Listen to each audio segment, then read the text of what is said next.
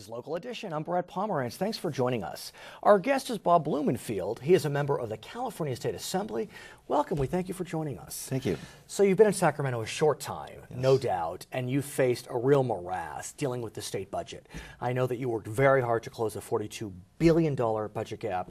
Now we see there's an $8 billion gap already, and we have some initiatives coming up on May 19th. Talk to us about those initiatives. They are trailing in the polls at this stage. Yeah, it is so important that they pass, and I'm very worried that they won't because of the polling. But if they don't pass, we have to think about what the alternative is. If they don't pass, that means we have another $5.5, potentially $6 billion worth of budgetary solution that we have to come up with. And given the way the politics are in Sacramento, that's going to mean cuts, and it's going to mean cuts to programs that affect vulnerable people. It's going to mean cuts to education, and you know, that's another $6 billion on top of the $8 billion. That's $14 billion. And to put it in context, as you said, we just came up with $42 billion.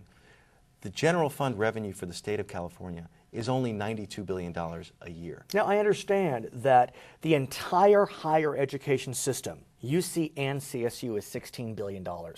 So you could shut that down and then maybe you'd close the budget gap. That's how severe this is. Exactly. Well, let me ask you, though, about other revenue streams. Because, look, we need more money. I mean, that's the bottom line. And people don't want to pay more taxes. So I've heard of some real crazy proposals like, I don't know, maybe eliminate the death penalty. That could save billions. Or legalize marijuana. That could bring in a lot of money.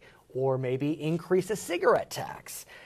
Surplus property, sell that off. I mean, are you all looking at other proposals for revenue enhancement? We have to. We have to think outside of the box, to use the cliche, Sure. And we also have to work smarter and in better coordination and cooperation with federal government and local government, and make sure that we leverage our funds in the best way we can. But I know that you're all looking at it. Believe me, I do. But it seems as if, yeah, we're looking at it, but what about real proposals like cutting the prison population? I mean, there's a federal receiver who has said you must cut the prison population, or selling surplus property. Sell off the Coliseum. It's not doing so well. I mean, look, I know you're one of 120, but where is the will and the drive to really make it happen?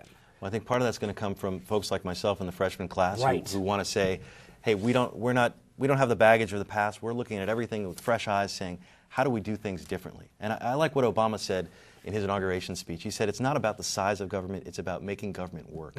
And so we need to use that as our template and say, how do we make this government of ours in this great state of California work efficiently with the resources that we have? Part of the problem is that in California, you need 2/3 to pass a budget. It's a big problem. It's a very big problem. And we know with the recent budget gap, it was really torturous to get to that 2/3. So are you working with your new friends on the Republican side of the aisle, the freshmen there, to try to foster some type of agreement on selling surplus property or looking at the cost of the undocumented here in California? There's got to be something. And there's a lot of those things we can all agree on, and we're moving forward with, but you mentioned it, the 2/3 is the biggest stumbling block in my view. And hopefully we're going to get it on the 2010 ballot and get that changed. We're one of only 3 states that has that, and that is an albatross around our collective necks. Well, what about general reform in Sacramento? Many folks have said we need to reform 2/3, but we got to reform a whole bunch. And that means let's call a California Constitutional Convention. Are you ready for that? We need to change. I mean, the initiative process was originally designed to take big money out of politics. And it's done the exact opposite. Right. Big money now gets in there and they buy their initiatives. They buy the signatures.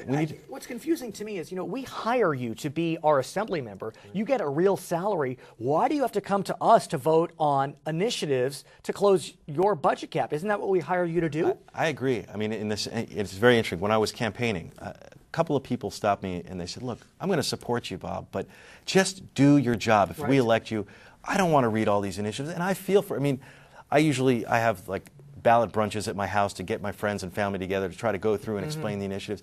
But that's not what the process should be about.